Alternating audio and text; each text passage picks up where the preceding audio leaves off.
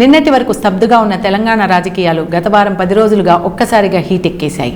TTDP working ప్రెసిడెంట్గా ఉన్న రేవంత్ రెడ్డి ఆ పార్టీకి రాజీనామా చేయడం, కాంగ్రెస్కు దగ్గరవ్వడం, తన ఎమ్మెల్యే పదవికి రాజీనామా చేయడం లాంటి వ్యవహారాలు టీ పాలిటిక్స్ ఒక్కసారిగా హీట్ ఎక్కించేశాయి. నిన్న మొన్నటి వరకు కేసీఆర్కు ఎన్నికలంటే మంచి ఉత్సాహంగా ఉండేది.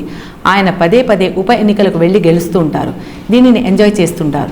2009 ఎన్నికల తర్వాత తెలంగాణలో జరిగిన ఉప ఎన్నికల్లో దాదాపు 99% ఉప ఎన్నికల్లో టీఆర్ఎస్ తిరుగులేని ఘన విజయం సాధించింది. ఇక గత ఎన్నికల తర్వాత ఈ 3.5 ఏళ్లలో జరిగిన ఉప ఎన్నికల్లో అయితే టీఆర్ఎస్కు అన్ని ఘన విజయాలే దక్కాయి.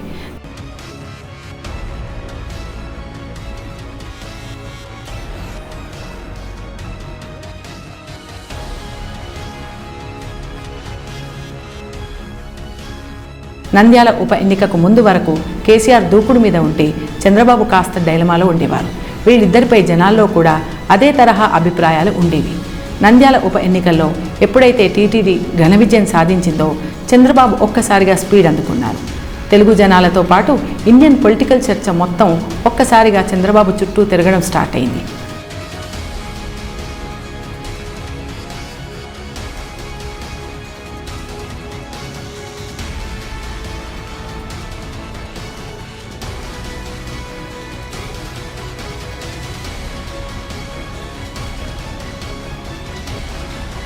చంద్రబాబుకు నంద్యాల ఉప ఎన్నిక తర్వాత ఒక్కసారిగా చంద్రబాబు హైప్ గురించి చర్చలు స్టార్ట్ అవ్వడంతో కేసీఆర్ కూడా మరో ఉప ఎన్నికకు వెళ్లి ఘన విజయం సాధించి సత్తా చాటాలని డిసైడ్ అయ్యారు.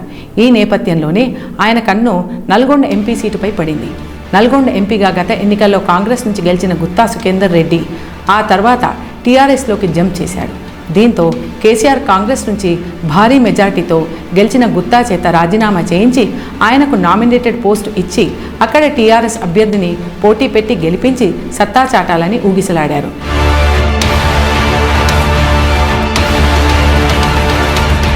రేవంత్ రాజీనామాతో కొడంగల్ స్థానానికి ఉప ఎన్నిక అనివార్యం కాబోతుంది.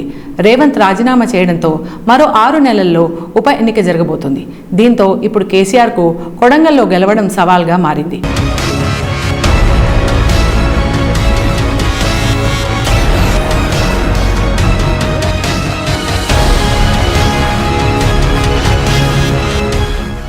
రేవంత్ ఇక్కడ బలమైన అభ్యర్థిగా ఉన్నారు.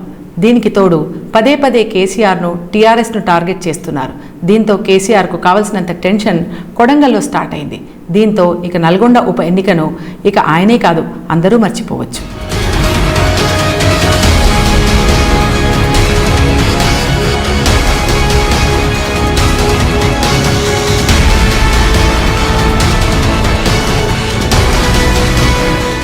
सेंट्रल हैदराबाद में 10 एकड़ में 1000 करोड़ रुपए लगा के खुद का एक बंगला महल बना लिए। उन्होंने टीआरएस पार्टी और सरकार में आने के बाद टीवी चैनल लगा लिए, न्यूज़पेपर लगाया, एक 500 एकड़ के अच्छा फार्म हाउस बना लिए। आज तक उनके खानदान के, उनके फैमिली मेंबर्स के, उन्होंने चीफ मिनिस्टर बना, उसका बेटा को मिनिस्टर बनाए, दामाद को मिनिस्टर बनाए, बेटे को पार्लियामेंट मेंबर बनाए। मतलब 69 में जो पहला आंदोलन चला तेलंगाना के लिए, वो उम्मीद पूरा नहीं हुआ।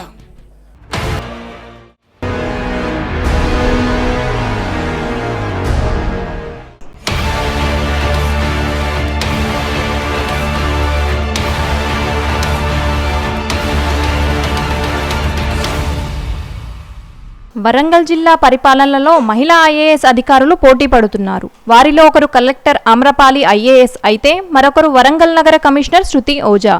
వీరిద్దరూ యంగ్ అండ్ డైనమిక్ ఆఫీసర్లు కావడంతో పాలన కొత్త పుంతలు తొక్కుతున్నది. ఇంతకు ఆమ్రపాలిని మించిపోయేలా శృతి ఏం చేశారబ్బా అని మీకు డౌట్ కొట్టిందా? అయితే ఈ న్యూస్ చూడండి.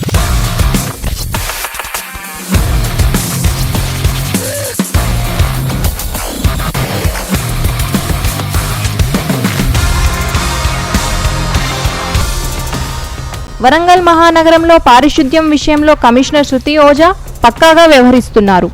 ఈ విషయంలో మున్సిపల్ అధికారులు ఎలా పనిచేస్తున్నారనే దానిపై ఆమె సోమవారం తెల్లారుగట్ల నగరంలో ఆకస్మిక తనిఖీలు చేపట్టారు.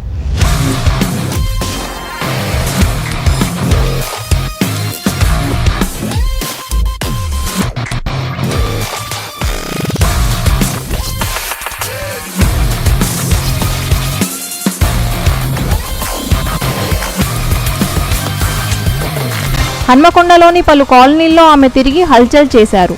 అయితే ఆయా కాలనీల్లో పారిశుద్ధ్యం కొరవడిన విషయాన్ని గుర్తించారు. ఎక్కడ పడితే అక్కడ చెత్త పేరుకుపోయినట్లు గుర్తించారు కమిషనర్. దీంతో మున్సిపల్ అధికారులపై సీరియస్ అయ్యారు. తక్షణమే స్థానికంగా బాధ్యులైన సిబ్బంది మీద వేటు వేశారు. శానిటరీ సూపర్వైజర్ను సస్పెండ్ చేశారు.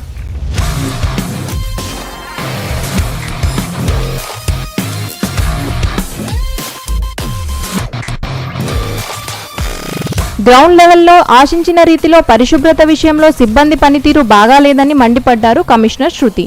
ఇక మీదట ఎక్కడ రోడ్ల మీద చెత్త వేసినా, చెత్తను కాల్చినా వారిపై క్రిమినల్ కేసులు పెట్టాలని ఆ దిశగా మున్సిపల్ అధికారులను ఆదేశించారు. అలాగే ఏ రోడ్డు మీద చెత్త కనపడితే ఆ జవాన్ను సస్పెండ్ చేస్తామని హెచ్చరించారు.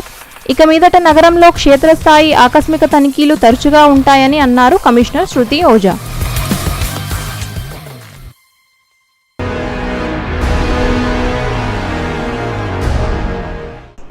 వర్తమాన రాజకీయాలు, తెర వెనుక బాగోతాలపై డీకే అక్షింతలు ప్రతి సోమవారం మీ గోల్కొండ టీవీలో త్వరలో. గోల్కొండ టీవీ ప్రోగ్రామ్స్ మీకు నచ్చినట్లయితే వెంటనే సబ్స్క్రైబ్ చేయండి. పక్కనే ఉన్న బెల్ బటన్ నొక్కి మమ్మల్ని ప్రోత్సహించండి.